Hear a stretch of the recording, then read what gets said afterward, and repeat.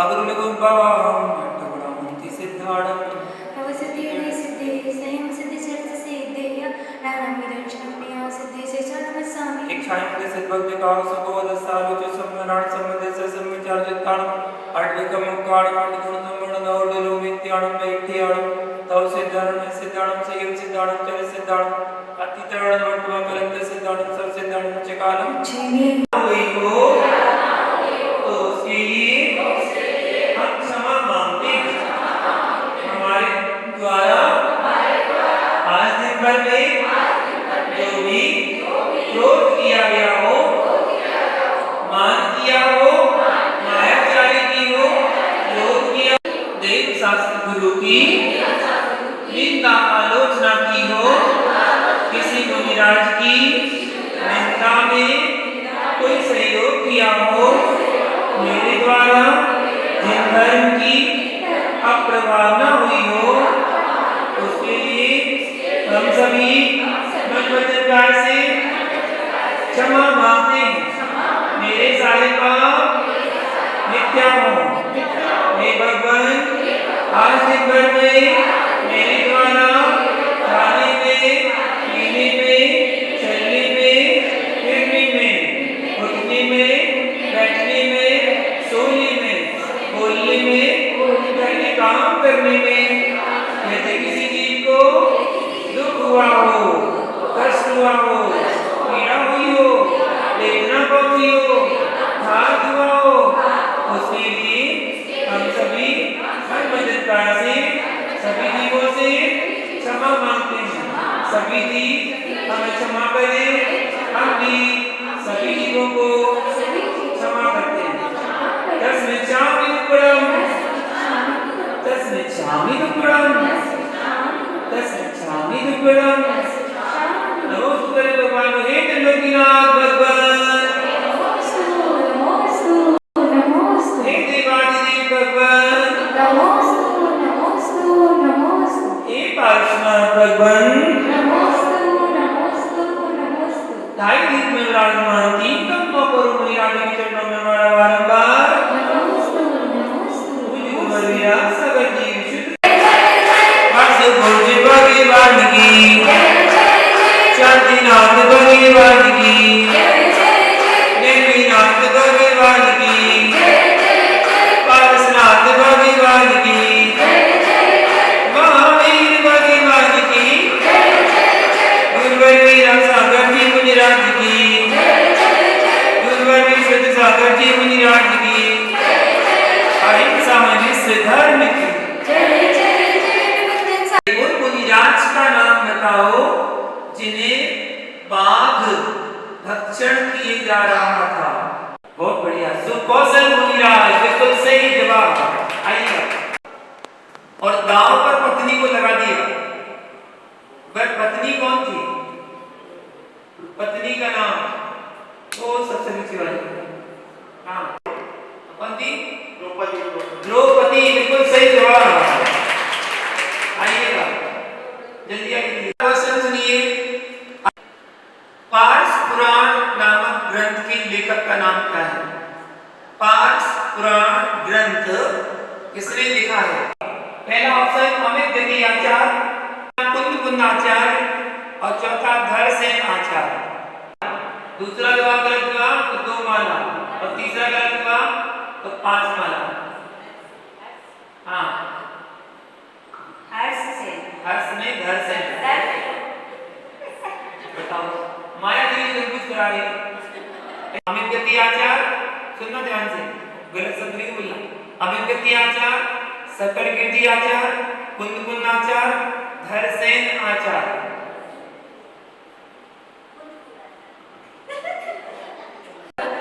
कुंद आचार्य पक्का? एक माला का सवाल है। गलत हुआ तो 2 माला। ओम ह्रीम आरम नमः की बताइए। बिल्कुल आंसर गलत है। 2 माला आरम नमः की, इससे कम से अच्छी दुकान चलेगी। चलिए बताइए, ये तो ज्ञानी अम्मा है तो बता देगी। सकल के पक्का? हमें कैसे चली? हमें किसने? श्रावक का 4 में गति का है। और जीके का क्वेश्चन पूछ रहा हूं। जीके का क्वेश्चन है, बताइएगा।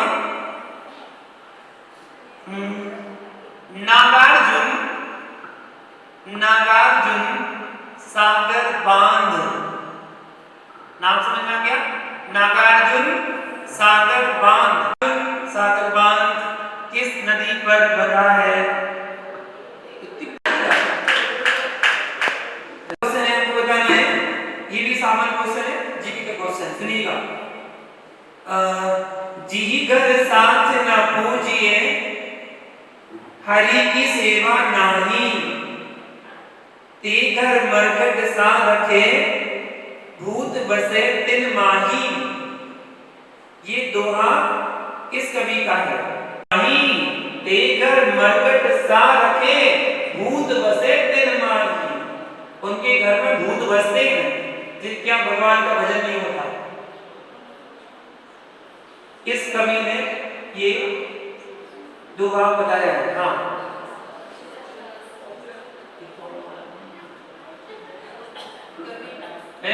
माइक को कबीर का, ये सूरदास करे कबीर का। तुमने उसको गूगल में खोजा क्या? याद था क्या बचपन से? बचपन में पढ़ा? सुना हुआ? ये वाला दोहा सच्ची में सुना? तो सूरदास ने कबीरदास ने? पक्का? बिल्कुल सही जवाब। अगला क्वेश्चन सुनिएगा। कृष्ण की मृत्यु किसके हाथों हुई थी? कृष्ण का मरण किसके हाथों हुआ था? मतलब कौन था जिनके हाथ से कृष्ण का मरण हुआ था? सभी जानते हैं। एक तो वैष्णव संप्रदाय में प्रचलन में है कि उनके हाथों कृष्ण का मरण हुआ। कौन थे वो? कंस। कृष्ण ने कंस को मारा था। आप क्या कहते हो? कृष्ण ने कंस को मारा था, कंस मर गया था। तो कृष्ण को किसने मारा? शॉर्ट फॉर्म नाम था। जैसे बचपन में कहते हैं ना, उसे शॉर्ट फॉर्म कह देते हैं। पूरा नाम क्या था? जीरो। जीरो नहीं है तो क्या बात। चलो एक हिंट तो मिली है। ओहो, कितने अच्छे नाम आ रहे हैं। गलत जवाब। तो बगल वाले आगे वाले इसके आगे मत बोलो। होटल में गूगल में जीरा बता रहा। जगत नाम देखो सही। इससे ज ग और त। जगत कुमार। थोड़ा सा हेर के करना है। एक आध अक्षर आगे पीछे कुछ। हाँ, क्या हो गया नाम? जरत कुमार। बिल्कुल सही जवाब। वो थे जरत कुमार, जिसको इन्हें रात तक कर दिया। सुनिए सामान्य क्वेश्चन, जीके का क्वेश्चन सुनिए। पटना जो कि बिहार में है, ये बिहार में पटना है। चलो पटना बिहार में कौन सी नदी है? कौन सी नदी पर बसा है? नीचे निकलना आवाज आएगी। सोनपुरी खाई है? तो वही नदी है, वही नदी के पास। तो वही नदी के पास बैठी खाई थी क्या? उंगली नदी। उंगली? हाँ। इसको भी तो गंगा कहते हैं। हाँ, गंगा है। ये भी गंगा है। तो गंगा की चाची है कि भाई है? चलिए, गुरुभक्ति है, थोड़ा सा हंस लो। घर पर तो रोते रहते हैं बिल्कुल। हाँ, घर पर तो रोने ही पड़ता और कुछ नहीं करना। दुकान पर तो रोना, घर पर तो रोना, कम से मंदिर में तो मुस्कुरा लो। ठीक है ना? चलो एक सामान्य क्वेश्चन पूछ रहा हूं मैं। एक सेंटेंस दे रहा हूं, उसको आपको बिना रुके 10 बार बोलना है। कितनी बार बोलना है? 10 बार। सेंटेंस सुनाओ। कौन सा सुना है? चंदू के चाचा ने पूरा तो सुनो, एक शब्द भी छूटा तो आपको बढ़ा दिया जाएगा। चंदू के चाचा ने चंदू की चाची को चांदी रात में चांदी की चम्मच से चटनी चढ़ाई। कितने सेंटेंस हो गए? चंदू की चाची को चांदी रात में चांदी चौक में चटनी चढ़ाई। चांदी चम्मच से 6 हो गए, 6 और 6। हाँ, चांस मिलेगा। चंदू की चाचा ने चंदू की चाची को चांदी रात में चांदनी चौक में चांदी की चम्मच से चटनी चटाई।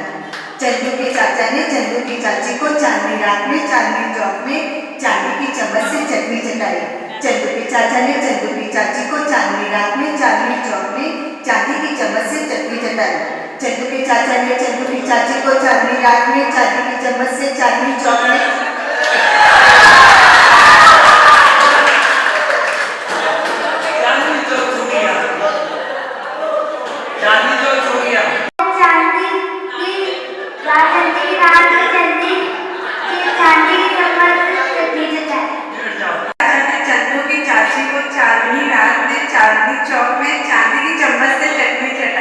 चंदू के चाचा ने चंदू की चाची को चांदनी रात में चांदनी चौक में चांदी की चम्मच से चटनी चटाई। चंदू के चाचा ने चंदू की चाची को चांदनी रात में चांदनी चौक में चांदी की चम्मच से चटनी चटाई। चंदू के चाचा ने चंदू की चाची को चांदनी रात में चांदनी चौक में चांदी की चम्मच से चटनी चटाई।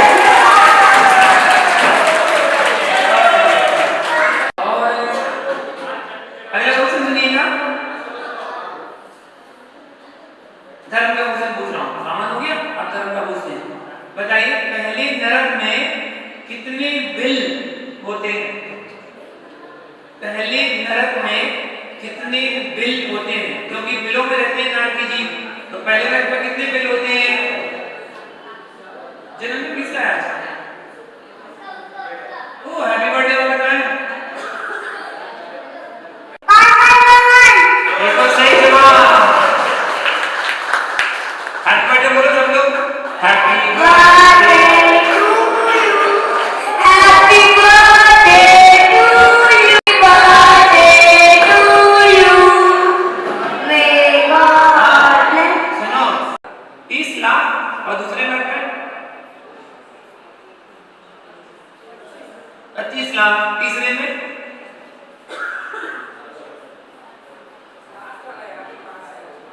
वो तो लास्ट वाला हो गया ना। अब बताइए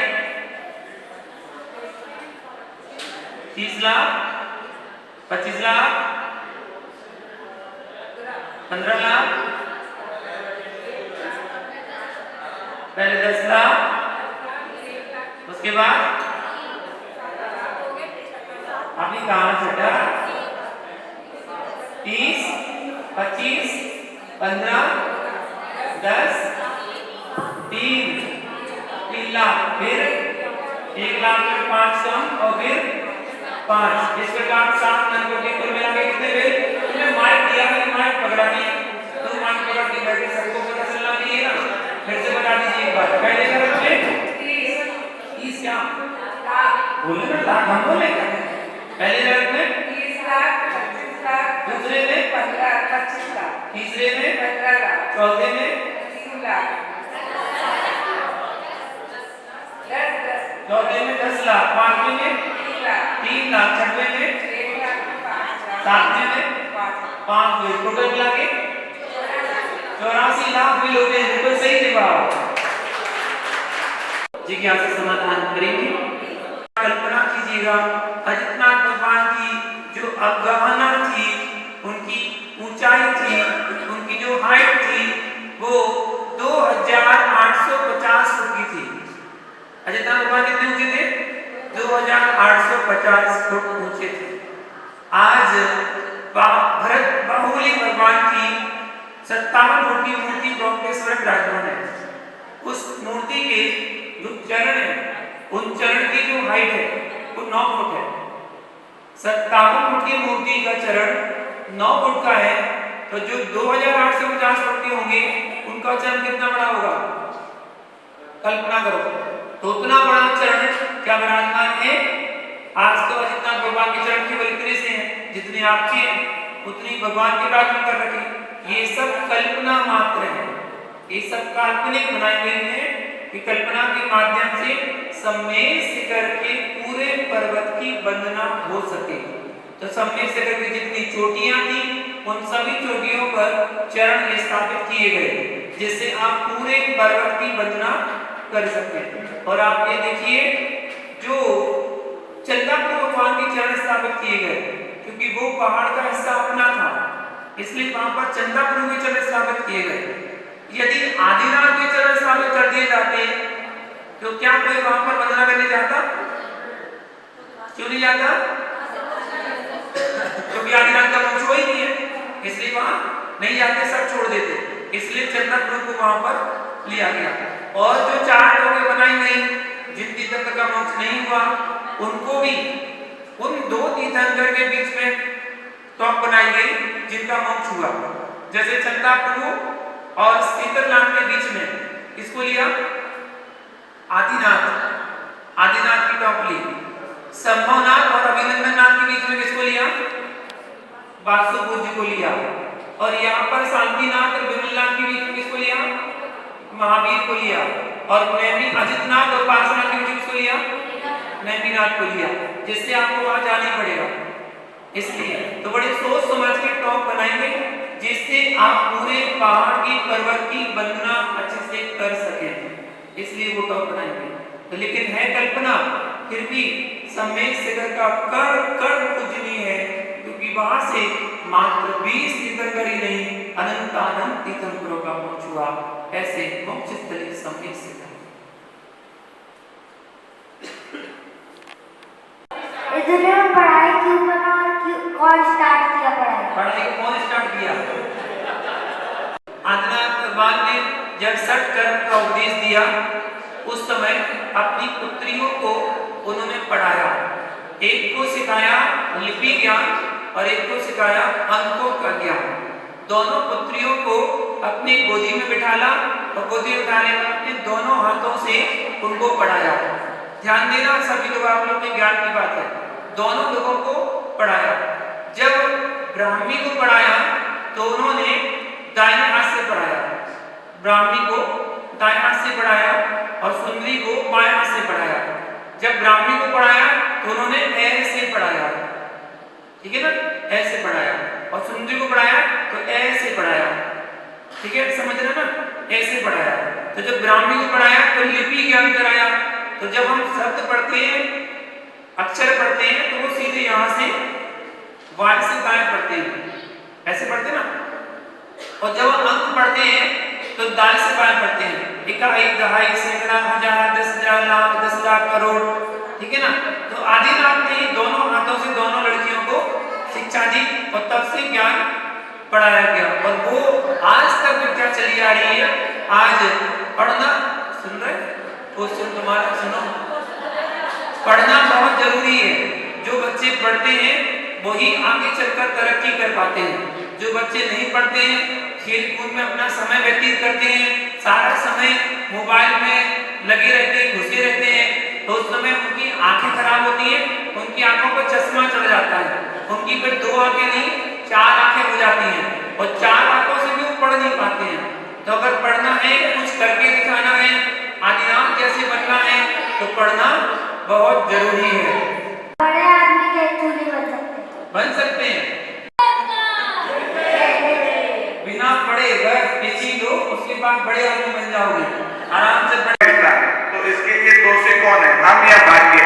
अच्छा, तो आई इस समय जिसका जितना भाग्य है उतना ही भाग्य उसका साथ देता है। कहते हैं जिसका भाग्य है वो अगर मिट्टी में भी हाथ डाले तो सोना बन जाता है, और जिसका भाग्य नहीं है वो सोने में भी हाथ लगाए तो मिट्टी बन जाता है। तो यदि हमारा भाग्य साथ दे रहा है, हमारा कर्म साथ दे रहा है, तो पुरुषार्थ भी हमारा साथ देगा। हम पुरुषार्थ करते जाएं, ये मत सोचें कि हम इतना करते हैं तब भी हमें उसका फल नहीं मिलता।